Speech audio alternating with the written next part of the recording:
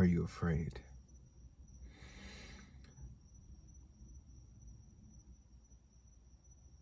Does the mystery of life frighten you? Does the fact that you are floating in space have any effect on you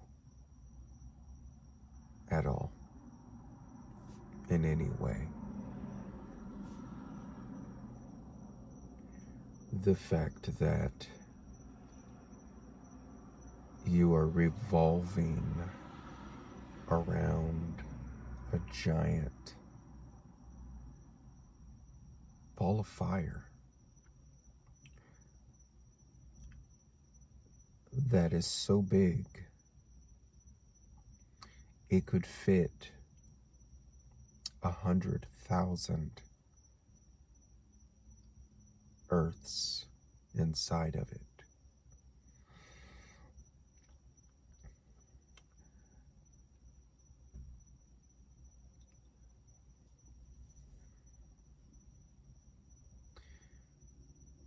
Do we ponder these things?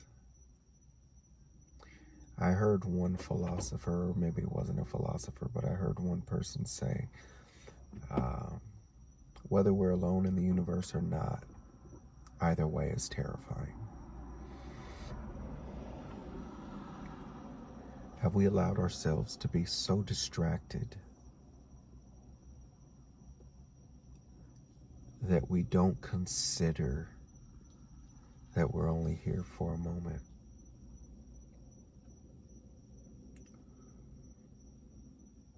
It gets to me. I'd be lying if I told you that it didn't get to me. Knowing that the earth is not hanging on anything.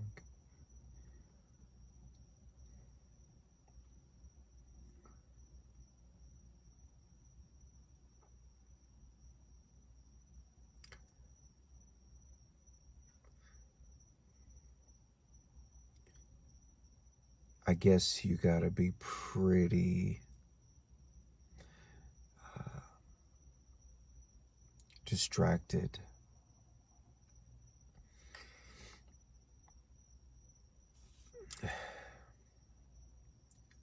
to not think about these things.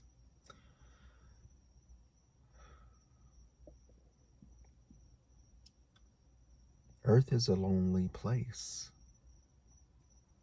when you consider that though there are other planets and that there are billions and billions and billions and billions of stars,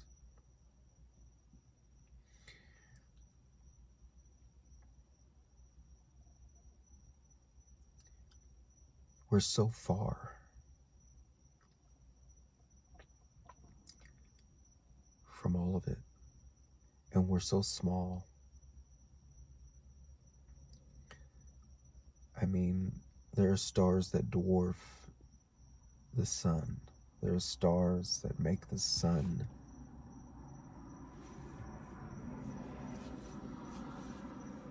seem like the head of a pin, leaving Earth as a speck of dust.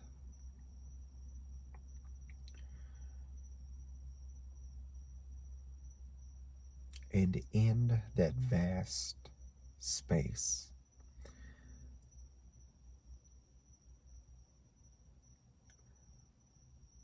where if you are in any position to see the earth, not one of us can be seen. Not one of us can be heard.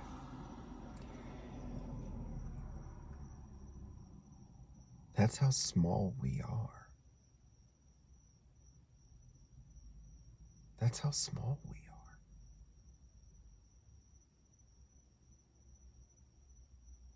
are. And yet, from this perspective,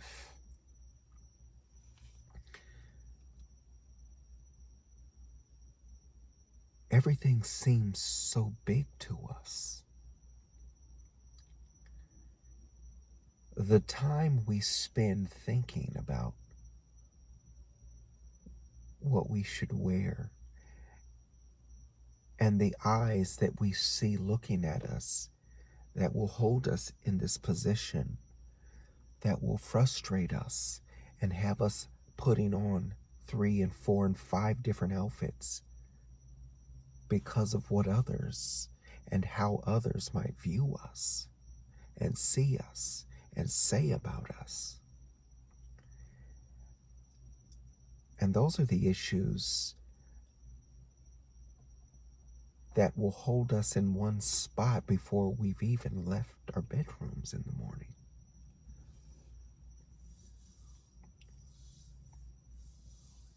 I mean, whether it's money, relationships, loneliness,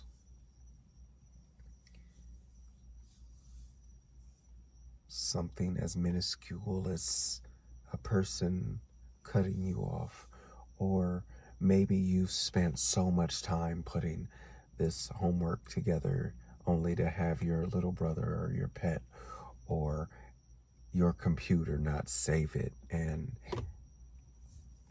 it's as if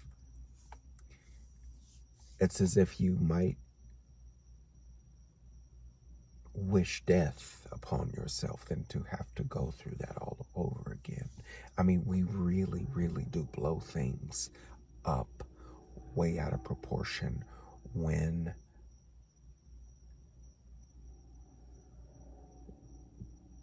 we're smaller than dust. In comparison,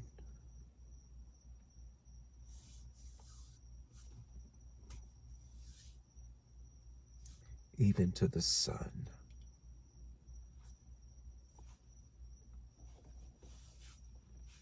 or the moon.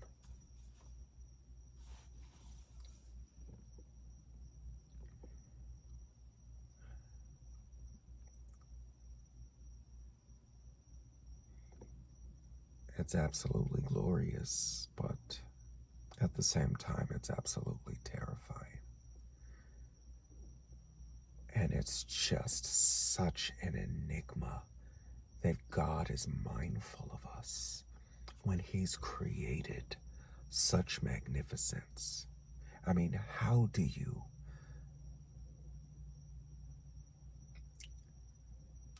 think about these things and not tremble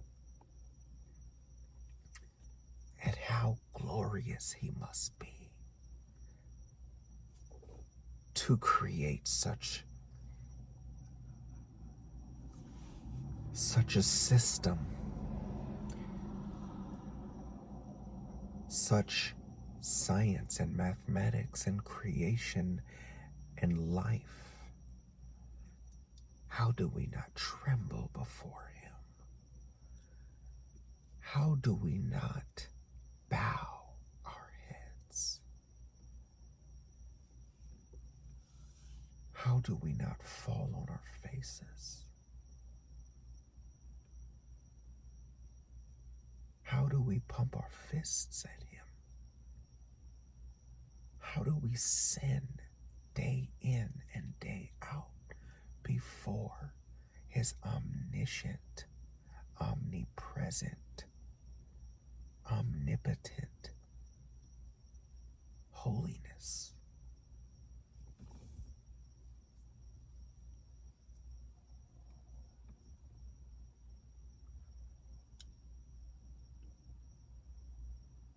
How do we parade our sin before Him?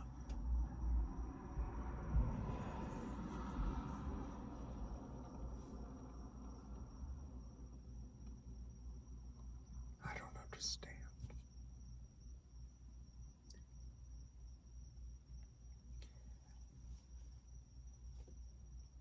It terrifies me. And when I say I don't understand, it's not from me looking down at anyone. It's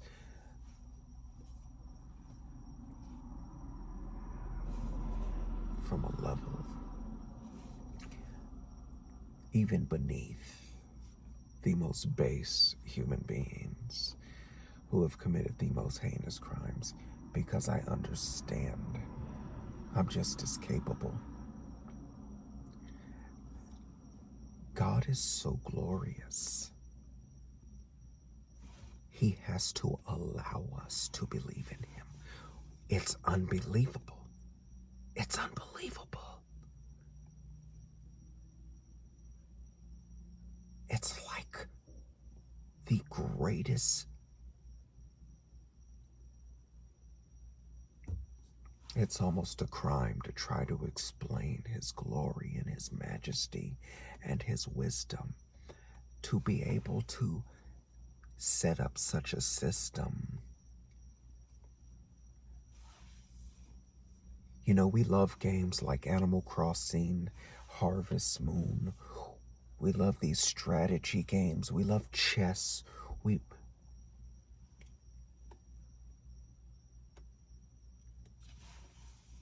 We've all done science projects in school, but but this?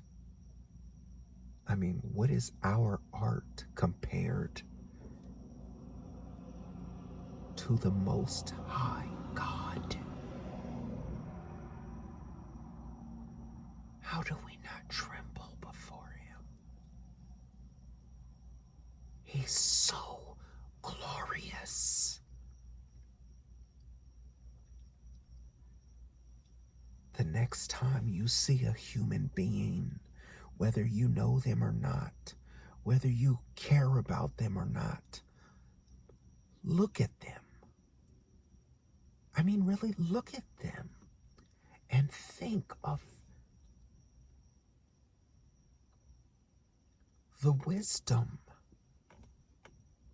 the intricate detail, the depth of knowledge you must have in order to not just create the physical aspects of what it is to be a human being, but the software as well.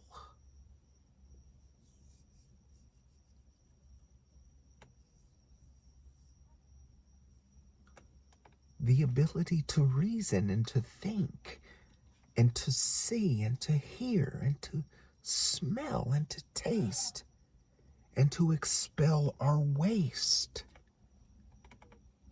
to think and to walk and to be great athletes or great musicians and great poets, rich and poor, and to have, I don't even know how many languages there are in existence, but every single one of them came from God.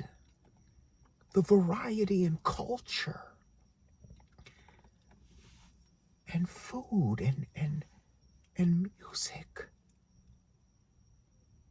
all while giving us, each and every one of us, stories to live through. And some of them are tragic, and some of them we envy and wish that if only we could have this kind of life. And but it's all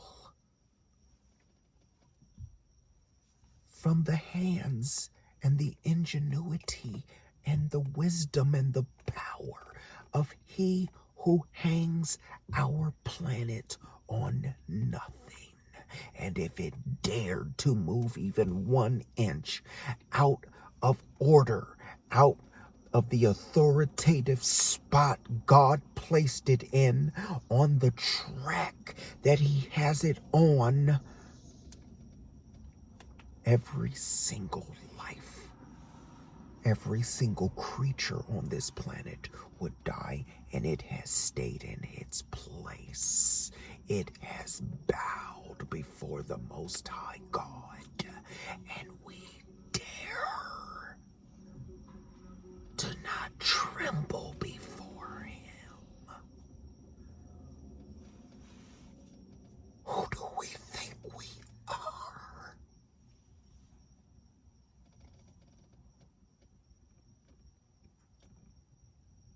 You name me your best